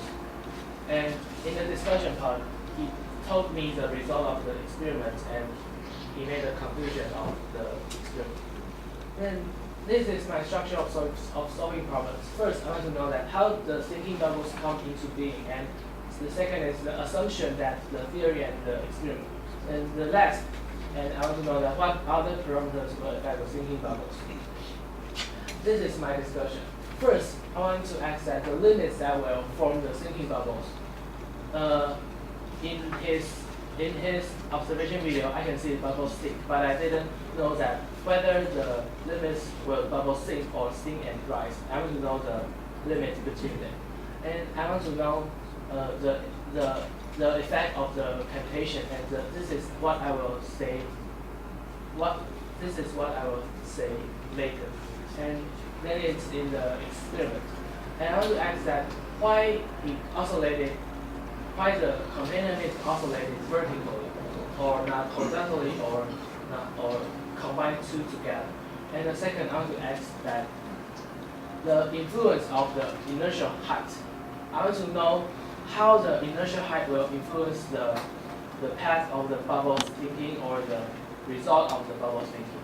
And the third is why the bubbles will keep vibrating and sink instead of just sinking. And four is that I want to discuss about will the wall of the container affect the sinking bubbles number. And five is the water pressure. Did you think the water pressure will affect a lot or not? And yes. And then in the discussion, and first I want to discuss about the different fluids that might be influence the phenomenon and the other parameters. And I'll just go to the next phase. First, I want to ask you that did you have a limit to form the sinking bubbles? I can just do that as a theory, but in my experiment, that because that the sinking bubbles peaks is difficult to produce that can see it. So I only just do some frequencies that I can do this. So did you find a limit of the frequency or the amplitude that can form the sinking bubbles? And when it is up to the frequency and the amplitude? I did my experiments, but I'm not really sure that just in my experiment that is 16 frequencies to 90 terms that will happen. So you have the range. Is the limits that form the sinking bubbles always same, or it is changed by the container of the? It will change by the container. So the 90 to 120 that no, I say 60 to 90. 60 to 90 is which container? Is it? Oh.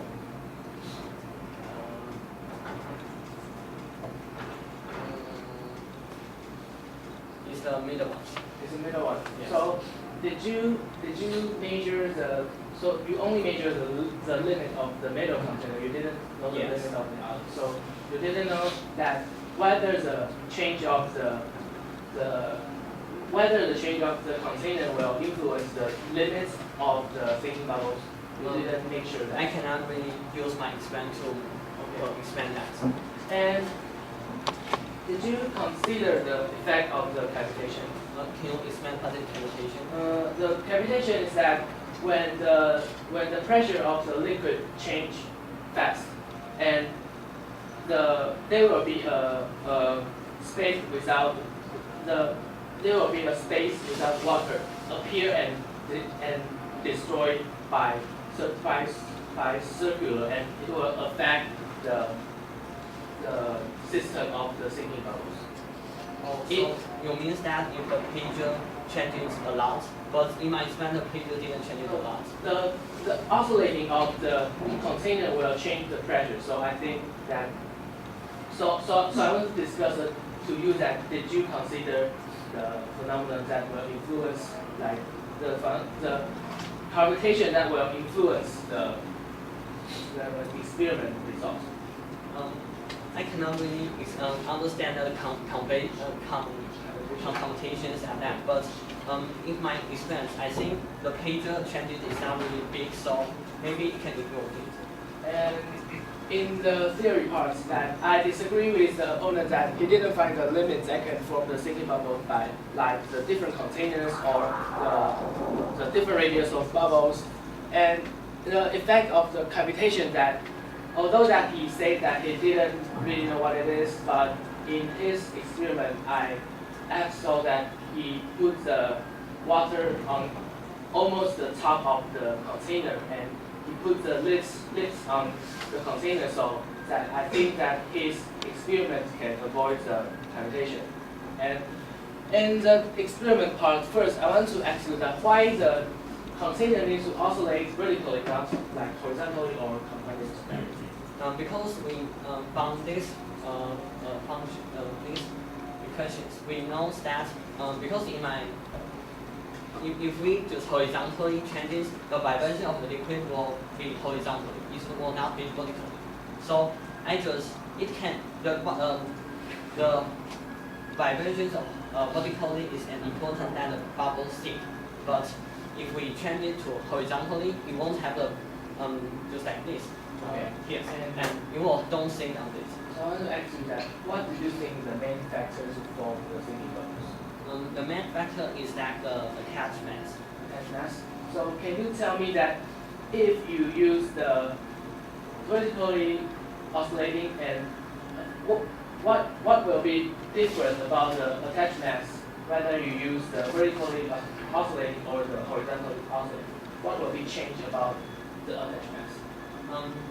Because if we change it to the horizontally, then the liquid won't have a big displacement. So did you We don't have the Fy displacement changes, so it won't have the volume changes. So it won't the attachment affect because the volume affect the attachment. So if we do it horizontally, that the sinking bubbles won't affect. So do you think that if I oscillate it horizontally, it will form an attached mass or not? Yes or not? Yes. Can you say it again? So if you oscillate it horizontally, will form attached mass or not? Will have attached mass. Even the bubbles is moving. If the bubbles is moving, it will have attached mass. If the bubbles is moving, it will have attached mass. And then I want to ask that why the vibration of the bubbles, why will the bubbles keep vibrating and sinking, not just stay straight? Because we have because the container and liquid is vibration as like the SHM. Yes. So and my experience data that we can see, no matter how the bubbles move down or up, it will affect by the vibration of the liquid and will have also vertically. Can you say the last word again? Okay, just because that if we okay, because that we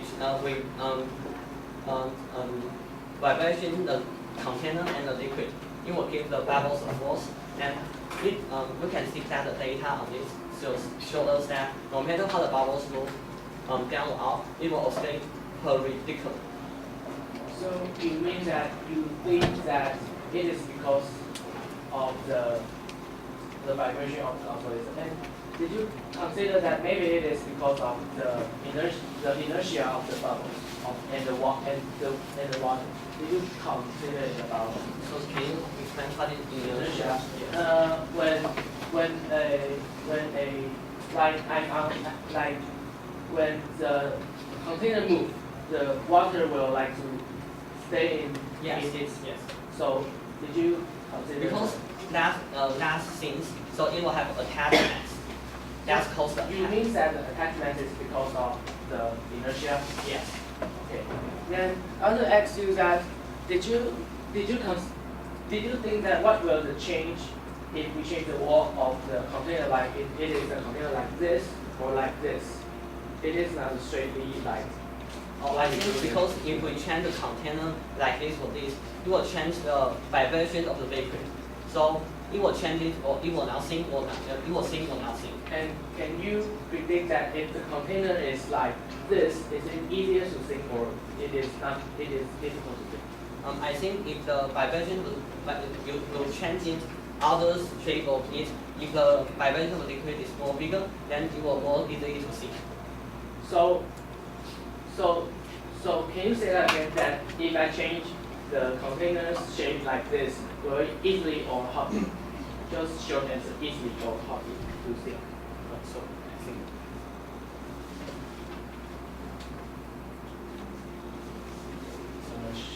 In my experience, I cannot really. You can really make sure that. Yes, okay, but then I guess that if we change the short answer, sink or not sink. The shape like this is more easy to sink or not. I think it will. Okay, that's okay. So let's get to the next question. And did you think that the water pressure will affect a lot or not? It will affect, but not the most important effect. Not the most important effect. So did you think that when the depth of the water is 3 centimeters or like for example 3 centimeters and 5 centimeters, do you think that will be different of your experiment result? It will not allow the different of the results, but it will change it a little. Okay, and then in the experiment part, first I asked her that why did he oscillate vertically, and I disagree with the reporter that I think the reason that will need to oscillate vertically is that when I want the bubble to sink, I need to give the bubbles the force to down. The force that's down the bottom. So I think maybe you just I misunderstood you. yes, because I said that the vibration of the liquid, just make it will have horizontally, or sometimes the vibration of the liquid will go down and some will go up. Okay, sorry. Sorry. And for the discussion, I want to ask you that if I change it to the different liquids like the bubble water or the added some glue in it, what did you think it will change? If the density of the liquid didn't change, it will no. So you think that the most important is the density? Yes. How about the viscosity? What is viscosity? The viscosity influence the jack force. Oh. That is yes, it will affect because in my equation of motion I have. That's think okay. is the jack. Okay. And then first in the theory part, in the theory part, first in the theory part that he said that he didn't get the limits to form the singing bubbles, and I think it is the thing that he can improve. And in the part of the experiment, I think I misunderstood him that the question of the oscillate vertically, but in the and then I asked her and I asked him that what will the influence of the inertial height and the water pressure will affect a lot or not. And for the second question, I think that the inertial height will influence a lot because the inertial height will influence the inertial height will influence the of the Reviewer, please. So, question for you two. What do you think the relationship between the effect of commutation and this experiment. Cavitation. The effect of cavitation. Oh, if the container is like without the if the container is without the external pressure, if the external pressure is not bigger than the water pressure, I think the system of the container will not be steady and the bubble of the forming will be influenced. So how about it? Can you repeat the question again because I cannot really understand this. What do you think? What do you think about the relationship between the effect of cavitation and this experiment? Because I cannot really understand the conversations. So I think that Okay, so next question. Will the bubble keep sinking to the bottom of the container, or it will rise at a certain depth it will keep sinking to the bottom. of the container? Or Yes. not? Yes. It will keep. So it will not rise up. If I just didn't close the volume of my frequencies, that it will always sink at the bottom of the container. I think that is depend on how big is the amplitude and the frequency. The amplitude and frequency needs to be high enough so that the attached mass will be high enough to help the bubble to sink. So maybe in some condition the bubble might rise up. Yes, in some conditions like the limits I have mentioned, if the amplitude and the frequency is not big enough, the bubble might sink in the initial and then it will rise up. So what is the main force? What is the most important force to cause the line? Attached mass. So how about attached mass? Okay, thank you. That's all.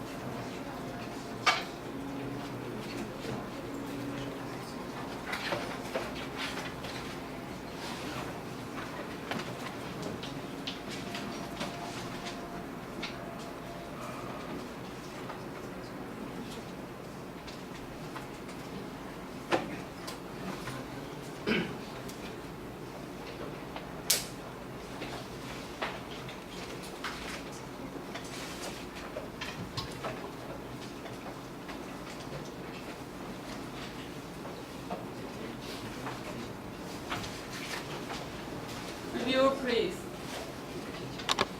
Okay, so I'm the reviewer from the Team Warriors. And first,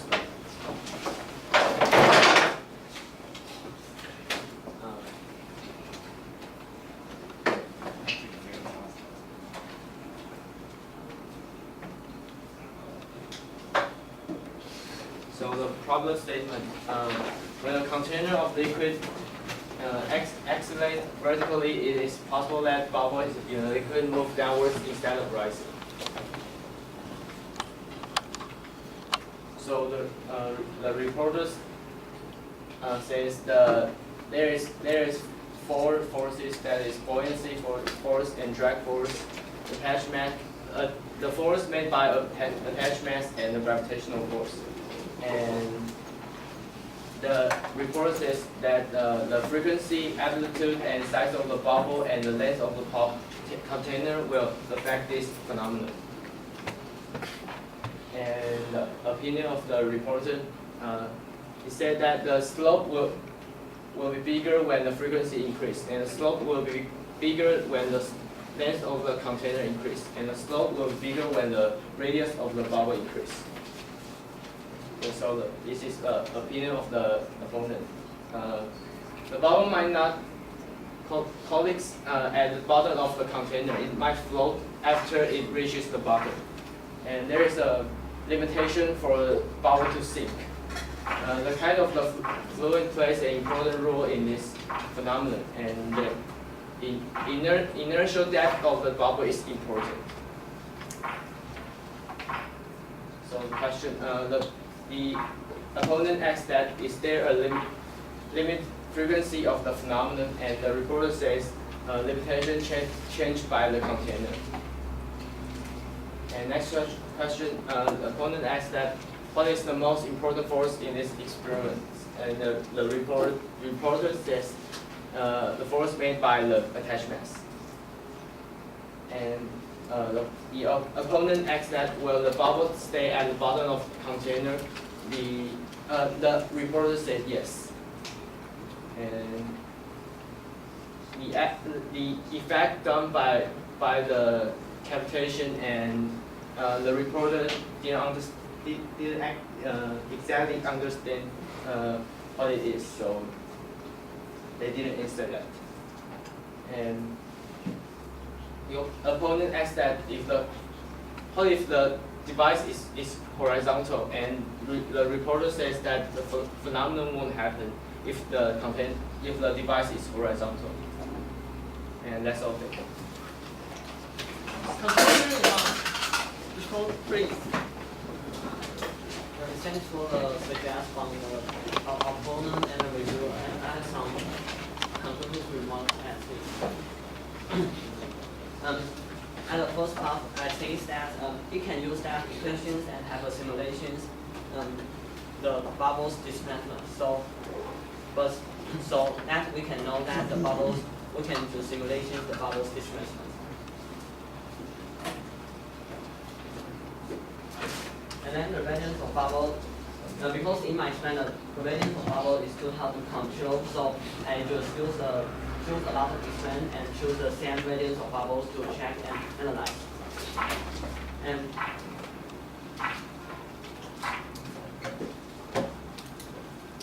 And at the opponent X, we can get the volume equation, volume functions at the page 6, and the volume is changed by the time. And fourth, that the density and viscosity will influence the sinking bubbles. Because in my equations, I told that there is a lot of flexible effect, and density and viscosity is one of the factors in it. And in my experience, I saw that the bubbles always sinking to the bottom until I just turn off the volume, turn off the something to have the volume frequencies. So that's it. Thank you.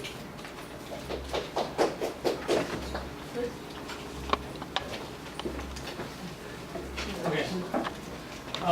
Since the opponent keep asking about the cavitation, so my question is to the opponent. The bubble formed by cavitation, can it stay there until for the entire sinking process? I think that bubble isn't formed by the cavitation. And what I think is that the cavitation will influence the system. How? Because that how can a cavitation form there? Because the pressure change of the liquid. Because the liquid is keep vibrating, so there is a pressure change. And if there is a pressure change, they will form a little space in the liquid that it is randomly in the space. Randomly? In the liquid. That's the place that the pressure change is the fastly, the base will form a small space that without water, and when the small space destroy the impact wave will influence the whole system to influence the sinking of the clouds. Okay. Please, I'm watching for the reporter. You mentioned about when you do these experiments, you notice that if you increase the radius of your container, Yes. the bubble will sink faster. Is that right? It's not faster, it's more easier because I just analyze the slope. Uh-huh. Do you have any physical reason why that's so? Because that doesn't show up in your equation. Yes, I know it, but I just saw that in my expense, so I cannot really just know how this happens, but I maybe I cannot really just explain it by my questions, but so there may be some goals that I didn't consider. So maybe I can just I just can consider other things maybe will affect the sinking bubbles. What do you think about this issue? Why the increase of the radius? First, I think that if he uses the same oscillator, if the radius of the container increased, the heavier the container was. So I didn't know that if he used the same frequency and the amplitude in the experiment, I think if the frequency and the amplitude is fixed, if the container is more bigger, the oscillator might be more. The amplitude of the oscillator might be the smaller, so the sinking bubble will form hardly. Will not form easily. So you have different opinions. Oh, no. I'm saying that if he used, because I didn't sure that if he used the same oscillator and the same amplitude, same frequency. Yes, I use the same. I think that if the frequency and the frequency, the amplitude and the oscillator are same, if the radius increase, the mass of the water increase, and that will influence the oscillate of the container. So the amplitude will be more smaller, so the bubbles will hard to see. Right. So your conclusion is different from his, right? Yes. He's saying that it's different. I'm doing that.